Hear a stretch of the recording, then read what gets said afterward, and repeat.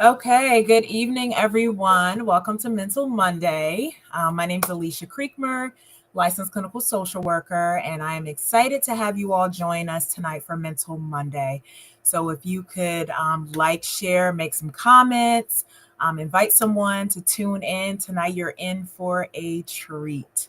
And again, Mental Monday, as always, it's a educational space. It does not take the place from a relationship with your individual therapist. Is just a educational moment. So I hope that you find something educational. And I want to introduce tonight's guest. So I'm going to pass it over to you, Tiffany. Hi, I'm Tiffany Olds. I'm also LCSW, like Alicia, and so that's a licensed clinical social worker. And I am really excited to chat with folks and hope that people get some use out of tonight's conversation. And in particular, we're talking about self compassion and self criticism. So, Absolutely. Yeah. yeah, So I'm excited about tonight's topic. I think that it is a timely conversation, and self compassion and self criticism is something that we all deal with in some way, shape, or form, or have dealt with, or may deal with in the future. So I hope that, again, something is said tonight that will help you with your mental and your emotional health. So, again, this is just an educational, informational purposes only. So if you need any professional help or anything, please feel free to inbox me, and I can give you some resources to support you. So we're going to go ahead and dive into tonight's topic. Again, I thought about this topic and just thought it was timely. I know that we all sometimes just have our own struggles. We can oftentimes be our worst critics, and I think that it's important that we practice self-compassion. So I'm going to pass it over to you, Tiff. What do you think in your practice, and what do you see as far as when we talk about self-criticism? What are your thoughts yeah. on that? So I think one of the things that I hear a lot is like when we talk about self compassion Mhm. or self care, people feel like they're buzzwords. They don't Yes. know what to do with that sometimes. They're like, okay, does that mean like I just need to talk nice to myself all the time? Or I just Mhm. need to go, bubble baths and massages and things like that? Right. Where self compassion is really being kind to yourself. It's Absolutely. making space for Mhm. yourself, your whole being, everything like good hair day, bad hair day, all the things. Absolutely. Um, and then it's also like having time for mindfulness.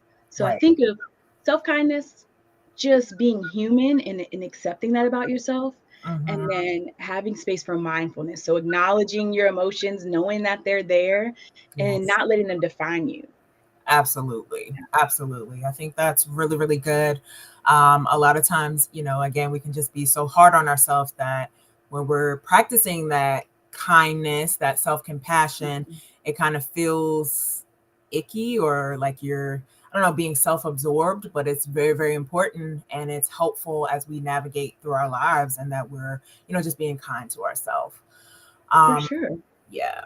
And So we what we, forget that we're human. Oh, yeah, sorry, but we no, forget no, that we're human, no, right? no, Like you're supposed to make mistakes. You were absolutely. supposed to have those moments, and perfectionism, right? Is such a thing Absolutely. that pops up in our heads where we are Mhm. sometimes our harshest critics on Absolutely. ourselves. And if we are really thinking about how to be kind, if we're really thinking about just being human, right? Like we are human, we put our shoes on the same way every day, and Mhm. being mindful, that could really support our overall well-being. Absolutely. Where that self-criticism, right? Like being Mhm. that inner critic, that's when we're judging ourselves harshly. Mhm. That's where shame, Mhm. anxiety, low self-worth, that's where that lives. And it Absolutely. festers the more negative conversations that we have, even the things that we may not be saying out loud, but that Mhm. we're saying to ourselves. That Abs- criticism can really weigh on us. Absolutely. So why do you think why do you think we as individuals are so hard on ourselves? Like, why do you think Yeah. we're tough There's a critics? Yeah, there's a few things. So comparison is one of those things. We're comparing ourselves against unrealistic standards, just Yes. period, right? Social media sometimes influences that. Sometimes things that we see on TV, Mhm. but also sometimes we're just comparing ourselves to other people, our neighbors, Yeah. the people that we work with, and I think that's a big piece of it. Mhm. Uh, personalizing failure. Ooh. We don't do something well, for some reason, that then reflects our self-worth. So if I stutter all over this and I just make mistakes the whole time and I say, oh my goodness, well, I had this speaking engagement and I just fumbled it and I'm terrible, right? That's this narrative that I'm giving myself. So Right. that comparison piece Mm-hmm. is major. Uh-huh. Personalizing failure, Right. and then just the harsh self-talk, right? It's just, oh, I'm never gonna be good at this, or oh, I'm always messing up, or oh, I did it again, right? Like Right. those things I think really feed into self-criticism. Mm-hmm. And then of course there's some deeper things there, right? Childhood experiences, societal pressures, perfectionism, as I talked about a little bit earlier. But Mm-hmm. those things really feed that Absolutely. self-criticism. Absolutely. And I think a lot of times people don't realize, especially the childhood piece, that how, developmentally things happen, through your childhood that can really impact you as an adult and really impact, how you view yourself. And a lot of times people don't realize just the impact of the family system on how that impacts that. So I think that's good just to, help people understand that. So when they're in this space or they find themselves being so critical, that they understand the root cause of it. And once they understand the root cause, they're able to, see that and kind of, if they need a therapist to help them navigate through that, dig that stuff up. I think that's very, very important and helpful for everyone to understand that sometimes it's your childhood and, things that you've dealt with over time. Yeah, for sure. Those experiences make up a lot of that negative self-talk that we had. And yeah, definitely from early childhood, but also your teen years, your young adult life, your college or like first career experiences, all of those things have some sort of play. And it's hard to unlearn things, right? If you learn that making It mistakes is one of the worst things that you can do, well, that's really hard to like Right. work through that thought and to like change your mindset. Absolutely. Yeah. Absolutely. And sometimes it's a comforting place for you to live in that space because it's just your norm. So, trying to sometimes adjust that and kind of like turning on a light switch to the opposite of that can be really, really hard. And that's when, therapists come in and, just having that supportive community that's helpful to help you first identify it, because a lot of people are dealing with it and don't even identify it or even realize that, hey, this is a problem. This is, something that I'm dealing with.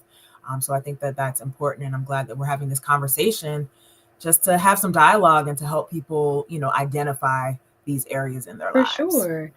And I think when we're like thinking about how our brain works, there are some things, they're called cognitive distortions. There are things that our brain like latch onto for whatever reason, right? Like we talked about experiences in your childhood, Right. things that you're just walking into at work, but all or nothing thinking, right? Like Yes. it's either got to go perfect or it's totally failed. When we know that there's all this gray Right. space in between, right? But Yes. right? Right. Lots of gray. But sometimes our brain will jump to that and it's either everything was great or nope, this was terrible. Right. Overgeneralization too, where we're viewing a Yes. single Yes. negative thing, right? You could have had an intensely great day. And at the end of the day, you made some sort of mistake, or you realized there was something in your teeth all day, right? Or you spilled something on your clothes and you're like, oh my gosh, I wasn't as put together as I thought I was today. And that little thought, right? Right. That generalization, overgeneralization is like magnifying something small in your day to make it feel like it's Right. this huge negative impact. And that's Mm-hmm. also, it's a thinking error. Sometimes it comes up as like catastrophizing or Yeah. my favorite is should or ought to statements. I should have done this, or you ought to have done this. Uh-huh. And when we have Right. that little nugget in the back of our head, it pops up out of Mm-hmm. nowhere. And you alluded to something earlier, which is like, what do we do? Right? Like, okay, we have to be Right. aware. The first step is being Yes. aware of that inner critic and the thing that you do. Yes. Are you constantly overgeneralizing or exaggerating or catastrophizing an event? Or are you Mm-hmm. minimizing things? Sometimes we minimize the greatness in our day. And so that can Right. have us being really critical of ourselves. Uh, Mm-hmm. and self criticism really can lead to anxiety, depression, lower Yes. self-esteem, Yeah. imposter syndrome, which you Yes. could probably do a whole session on imposter syndrome alone, right? Yes. Sure, right? Like for real. Yes. Self-compassion, that encourages resilience, emotional well-being. That's where we feel motivated to do more, to be our best self. So Right. we have this information. So what do we do with it? Like, oh, what do we do? Right. Identify those Right. negative self-talk patterns. Start to recognize them. A good question is, would I say this to a friend? With a friend, with somebody I love, would I let someone I love say that to themselves? And usually the answer is no, right? If your friend told you about this terrible thing that happened at work and how they just like, I'm getting fired tomorrow, you would tell them, oh, come on now. No way. You did not do Right. that bad, or this was okay. And then fact checking. How bad was this actually? You know, what proof do I have that this situation is as big, or that I am not good enough, right? Like, where are your facts? Right. Where is your, because feelings are real, they exist. Like you get to feel those, but sometimes we have to fact check them. And so I think those three things are helpful. Would I say it to a friend? Definitely. Identifying those negative Right. self patterns, that negative self-talk, just starting to be aware of it. And then, you know, thinking about like, all right, now, what is this fact or is this feeling? Is it true I'm not worthy, or am I just feeling that way right now?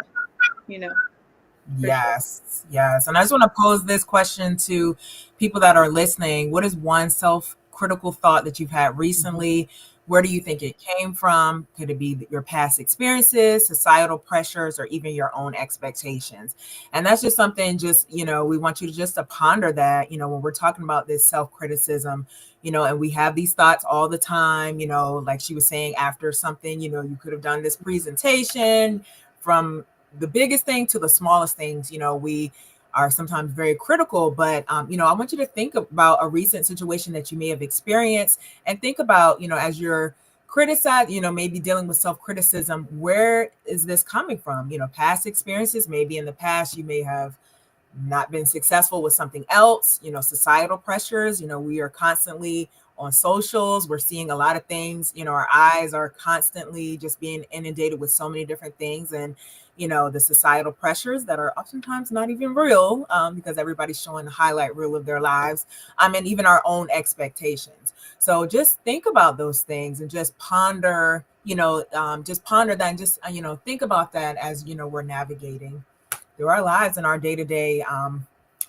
situation. So just something to think about for the audience. And I think that that's another thing that I think about too is, it's a fine line between self-criticism and also like reviewing or kind of doing some self-reflection, because I think that you can go to the left sometimes where, you're just like, well, it is what it is, whatever. But we also have to, after say something wasn't successful, come back and just identify, okay, well, let me sit down and evaluate the situation. What could I have done? What was in my control? And maybe what could I have done better? I could have planned, I could have started earlier, there's a list of things. And also, be able to identify that. So I think it's a fine line with that. What would you say in that regard? I agree. It is definitely a fine line, right? I often, when working with clients that are parents, when they're trying to juggle career and being a mom, or, a parent, or the job, and something gets lost in the shuffle because our lives are so busy, there's one thing to reflect, okay, what could I have done to prepare the night before, versus, oh, I am so this, that, the third, whatever you want to insert there, that negative thought. And I just should have known, I should have done that, right? That's critical. That's negative criticism to yourself. That it's not contributing anything to you. But reflection gives you the opportunity to say, okay, it didn't go as smooth. What are some things that I could have done to prepare? And sometimes the answer is nothing. Like Murphy's Law, things just happen. And there are those Right. opportunities or those moments where that reflection is going to help you prepare for the next experience or the next thing. And right, you don't Mhm. want to go too far where you're like, oh, everything is like seize the day, everything is fine. It doesn't matter. I don't need to think about it at all. Right? That's not helpful. Yeah, it's not Yeah, helpful. yeah, yeah. Because there Yeah. is that fine line between reflecting, just letting everything go, right? And also being so critical of yourself and so negative that you can actually get stuck in a space that's really unhealthy, where you're not going to be able to sort of come out of Yes. that as easy. Um, Yes. and Definitely. And I wanted to touch on what you had mentioned when we're talking about self-compassion, the mindfulness piece. How would you say, when we're, working on self-compassion, how important would you say mindfulness is, and what are some tips that you can give for yeah, mindfulness? I feel like mindfulness is hard too because it's one of those buzzwords where you're like, "Oh, what does that even mean?" Right? Right? I barely have Yes. time to breathe. What do you mean be mindful? But it literally is just taking a moment to ground yourself. Sometimes it is in Mm-hmm. that meeting at work where you're like, "What is going on here?" Putting your feet on the floor, Mm-hmm. taking a few deep breaths, giving yourself a second to Mm-hmm. just say, "You know what? I am enough," or "This problem existed before I got here. It's gonna exist Mm-hmm. likely when I leave. Here's what's, as you Right. said, what's in my boat that I can, what's in my locus of control." But it's that mindfulness is Mm-hmm. really connected to that self-talk. It's grounding yourself and Mm-hmm. saying, "All right, let me regulate my breathing. Let me calm myself for a moment. Let me think about, what's good in my life. Let me name 3 positive things," especially when we're running that list of all the things that are not going right today. Okay, well, what are 2 or 3 things Yes. that are right? Let me take Yes. some true deep breaths. And you'd be surprised how often people are just shallow breathing all day. You're really just truly Mm-hmm. not like taking a good deep breath in and letting it out. And I think mindfulness, Absolutely. really reaches like literally just breathing, taking a Mm-hmm. walk, right? People are like, I don't have time for that. But you have 20 minutes to stew in your brain about how frustrated you are about the thing that's happening, right? Or to like run a mental list of all the things you didn't do right today. Like, take a moment, get Right. some fresh air, change your scenery. I think about our senses. Mm-hmm. Do I need to move to another space Mm-hmm. so what I'm hearing right now is different? Do I just need to turn on a quick song and listen to 30 seconds of it? Do I need to like spray Right. some perfume in the room or like, change the scent? Close my Yeah. eyes. Do I need to like, I work also in a school, so I'm like, do I need to grab one of our squishies? Do I need to get a little fidget spinner? What's Yeah. something I can do to shift my senses? Right. Because that often connects to like good mindfulness in mental health. Um, and then really like thinking about those thoughts, right? Challenging the negative thoughts. Ask Mhm. yourself, is this 100% true? Do I have evidence of Yes. this negative thought that I have? Right. Rephrase your thinking instead of saying that, like, oh, I'm a failure. I didn't get all this stuff done, or I'm a bad mom, or I'm a bad friend, or whatever the thing is.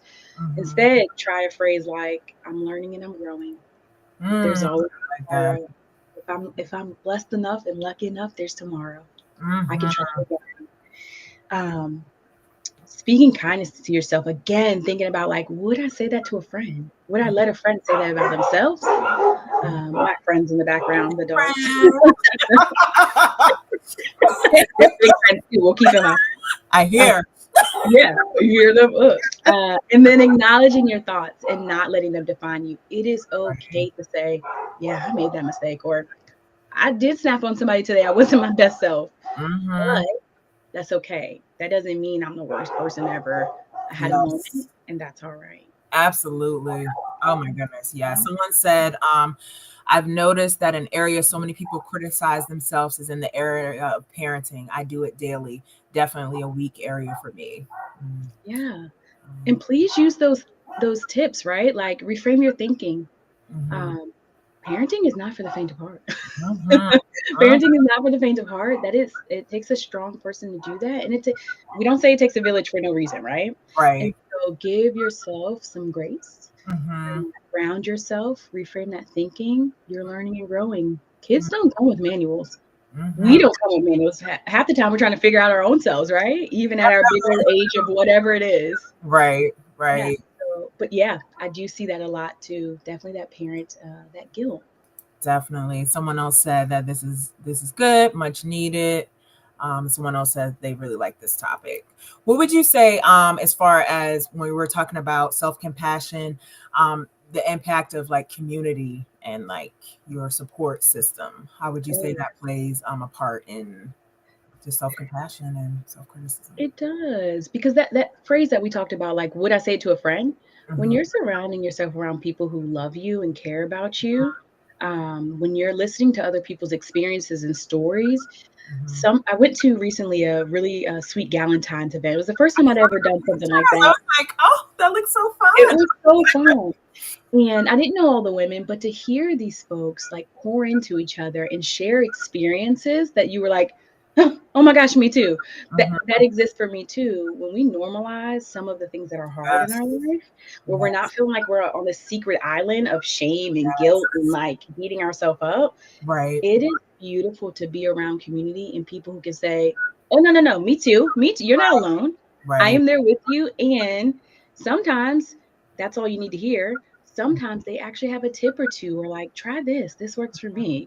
Right. Every coping skill doesn't work for everybody, but sometimes someone shares something that you say, oh, I thought I was alone. I thought it was just me. Right. I'm not the only one feeling that way. And just the thought of not being alone in a feeling or a thought sometimes makes a world of difference. It can be really wonderful. And sometimes just like taking your mind off of it. That's also part of a coping skill, right? Like getting to escape from a thing, getting escape from something that's hard, and like sharing a laugh, sharing a smile, sharing a compliment, like can really build you up. So yeah, community matters a whole lot. Absolutely. Sure. And I think that big piece, what you said, just normalizing, because, you know, the trick is, you know, of Satan and just so many different things where they just try to get you on your own little island and you think this is my own world and whatever. But when you're around community and then you see it, just that normalizing, just like, wow, you know, okay, I'm not alone, you know, and you can help someone else. Like your sister may be further down the road and they can say, this is how I dealt with this.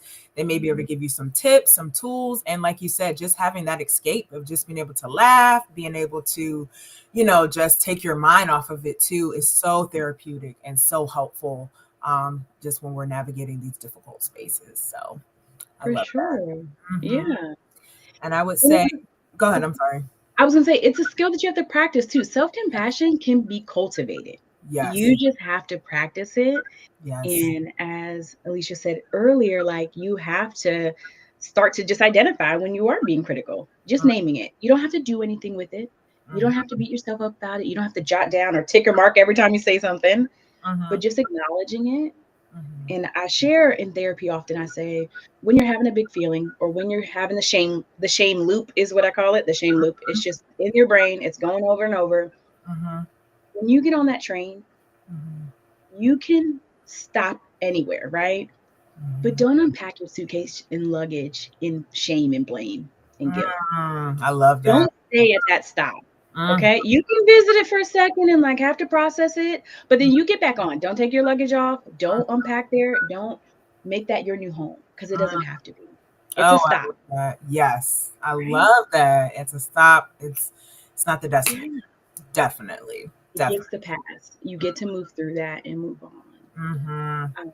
And so something that I'll ask of the audience and of your church body is, while we're thinking about building self-compassion, I want us to start, stop, and continue. What's something you can start doing? What's something you can stop doing? And then what's something you can continue to do on your journey, right, to really having better self-compassion. So I think of, if you're like, I don't know what that is, I don't know what I'm going to start, stop, and continue doing, maybe start with recognizing, challenging cognitive distortions, right? Just recognizing that negative inner self-talk. Stop engaging in the harsh criticism. It's going to be hard because you've been doing it. You know, like anything, any habit that we build up is hard to let go. So then I just want you to work on interrupting it, right? Oh, we stepped off the train. Okay, get back on. get back Mhm. on, get back to your destination, Mhm. and then continue acknowledging your emotions and use mindfulness Mhm. and remind yourself that struggling is part of being human. It Mhm. isn't supposed to go perfect. I know I love it when it does, okay? Mhm. Me, I love it when it does. Don't we all? Okay? But life, that's not how life works. And sometimes some of the beauty comes in how we actually move through something, how we Mhm. move through the challenge. There are definitely times where it's like, get us out of this. Mhm. Mhm. This is a hard space to be in. Mhm. I'm Mhm. feeling really bad. But Mhm. there are sometimes there's beauty in moving through some of that. Yes. And God didn't tell us everything was going to be easy. Right. That was never part of the Right. plan. But you do have community, you have tools, and you have the power to change your mindset, to really think about what you're saying to yourself. Mhm. And I'm not talking toxic positivity, right? Or like everything is great and wonderful and we're just going to be perfect. No, but shifting that mindset of saying, this is challenging, Mhm. but, right? But I can XYZ.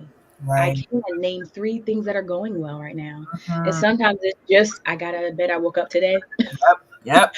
I had a roof over my head and clean clothes. My Mhm. car started. Yep. Sometimes it's that. Yep. And sometimes it's beautiful things like I had a really lovely Valentine's Day and I have good friends and a good church community. Like it could be some of those really big things. And it could also be some of the small things like a snow day from school. Yep. Right? Yeah. Maybe not too many this time, but yeah, it can be something simple like that. Right. Right. Yeah. And I think what you were saying too, when you think about post traumatic growth, like we go through these, hard seasons, but the growth that you gain from it and in it, in the mess, in the trial, whatever, it may not be comfortable, but you think about like when you get to the other side, like what you've gained from it and the people you're able to help. And it also, it allows you to, I think gratitude, like you were saying, is so important. Like even with the smallest things, gratitude does so much for us. And it allows us to really just put things into perspective when we feel like nothing is going right. Like we can always find something to be thankful for. I don't care if it's the smallest thing, the greatest thing, but gratitude is so very important. So I thank you for touching on that, and just that we need to be mindful of that. And I love what you said, the start, stop, and the continue. That's Yeah. something, that a tool that we can all take and apply it to our everyday lives. Definitely. Mhm. For Wow. sure, for sure. Yes. Yeah.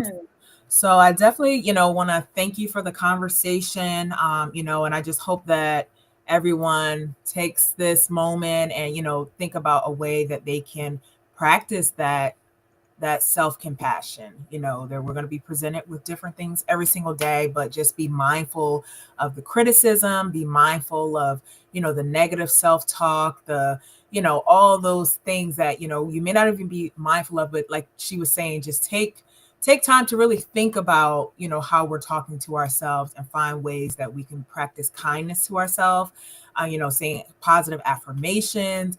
Mhm. It's important, and especially with today's time, we're navigating through just a lot of just difficult times in the world, and we don't want to be our own worst critic. We have a lot of other things going on, so we don't want to, be a critic to ourselves. Yeah. So is there anything you want to wrap up, or anything you wanted to say? I'm going to put her information up here, and you can tell them about yourself, your practice, all the things. Yeah. Again, remember to use that start, stop, continue. I love that when I'm learning something new or when I'm trying to practice a new skill. Oftentimes we don't even realize like, what do I need to just stop doing?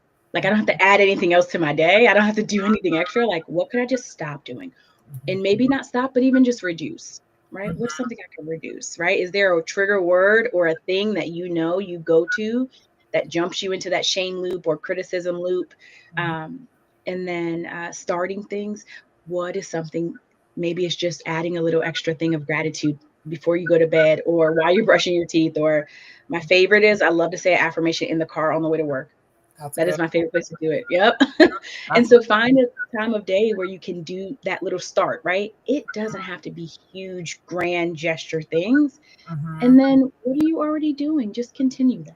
What are the positive things that you're doing? So, um, our our request is really that you're just a little bit kinder to yourself. Absolutely. And Absolutely. then I am with Keystone Therapy and Solutions. So I'm the CEO and lead therapist there. And my number is on the screen. I'm at 846389011. Oops. And you can email me at Tolds. That's T for Tiffany Olds at KeystoneTherapy.com. And you can also look up Keystone Therapy and Solutions in Google, and you can find me that way too. And if you need a therapist or if you need some support, I'm either happy to help you connect with someone and help you find the right fit. So thank you so much for having me, and I hope to be able to see you all again. Yes, thank you so much for taking the time. I really, really appreciate it. And again, I hope that something was said. Those that watch the replay, those that are on here now, but just really let's make it a point to be kind to ourselves this week. And just again, let's take her tip and think about it maybe on your ride to work or in the morning, saying those affirmations and saying those positive things. And let's practice kindness and let's start with ourselves. So again, thank you all so much for tuning in. Please feel free to inbox us if you need any support. Please utilize her information on the screen, and the last number is a 1. Sorry, missed that there. But again, thank you all so much for tuning in. And if you're watching the replay, thank you for watching. And again, I'll be on the